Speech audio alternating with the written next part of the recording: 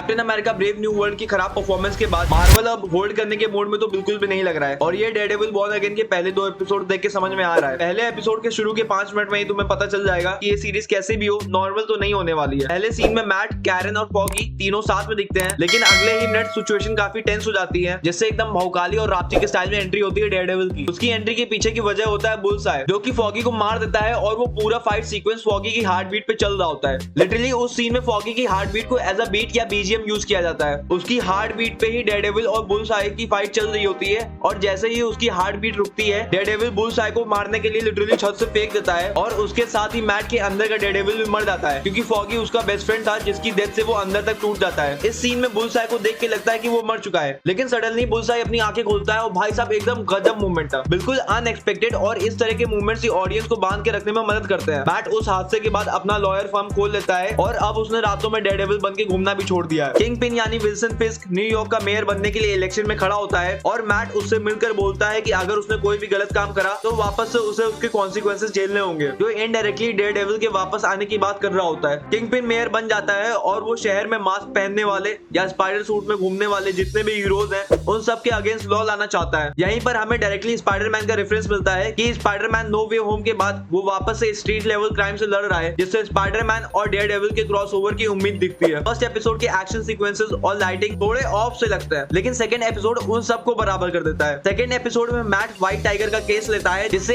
Accidentally एक police officer की death हो जाती है और उसके विटनेस को बचाने के लिए वो 2 लोगों से फाइट करता है, जिसमें से एक के हाथ में पनिशर का टैटू बना हुआ होता है, जो शायद से हमें पनिशर की ऑर्गेनाइजेशन की तरफ इशारा कर रहा होता है। एपिसोड 2 के एंड में डेयरडेविल 1 साल के बाद खून चख ही लेता है। ये लास्ट फाइट सीन काफी ज्यादा ब्रूटल था, जिसमें हम हड्डियों का टूटना और खून बहते हुए देखते हैं। लिटरली ब्लड देख के खुशी मिलती है कि डिज्नी ने डेयरडेविल को गुड़िया से खेलने वाला कोई डेविल नहीं बनाया है। इन सब के बीच में किंगपिन और उसकी वाइफ वेनिसा के रिलेशनशिप में काफी गर्मा गर्मी देखने को मिलती है, क्योंकि वेनिसा भाभी पास में टाका भिड़ा रखी है और ये बात किंगपिन को पता है और इसीलिए दोनों मैट यानी डेयरडेविल की बंदी से कंसल्टेशन ले रहे होते हैं। पहले 2 एपिसोड्स की बात करें तो जो 1-on-1 कॉन्वर्सेशंस यानी बातचीत है उसमें मुझे बहुत मजा आ रहा है। मतलब शो तुमको इजिली 2 घंटा बांध के रखता है और इस बार तुम लोग ये बोल सकते हो कि Marvel is finally back, but this time with a bang. इस सीरीज की सबसे खास बात है इसके एक्टर्स और इसकी राइटिंग। लिटरली एक्शन सीक्वेंसेस के बीच में कैरेक्टर्स की थकान दिखेगी और किसी ने अपने को ना बचाने का दुख साफ दिखता है। तुम पहले 2 एपिसोड में खुद को खोया हुआ महसूस नहीं करते हो, तुम्हें लिटरली साफ साफ दिखाई दे रहा होता है कि एग्जैक्टली चल क्या रहा है। एपिसोड 1 के एंड में म्यूज का रेफरेंस देखने को मिलता है, जो काफी लोगों ने मिस करा है। अब हमें नेक्स्ट एपिसोड के लिए वेडनेसडे का वेट करना पड़ेगा और मोस्ट प्रोबेबली उस एपिसोड में डेयरडेविल वापस से हमें सूट में दिखेगा। तो अगर वीडियो तुम्हें थोड़ा बहुत भी पसंद आया हो तो तुम इसे लाइक कर सकते हो और मुझे सपोर्ट करने के लिए चैनल को सब्सक्राइब भी कर सकते हो, क्योंकि एक सब्सक्राइबर मेरे लिए काफी ज्यादा इंपॉर्टेंट है।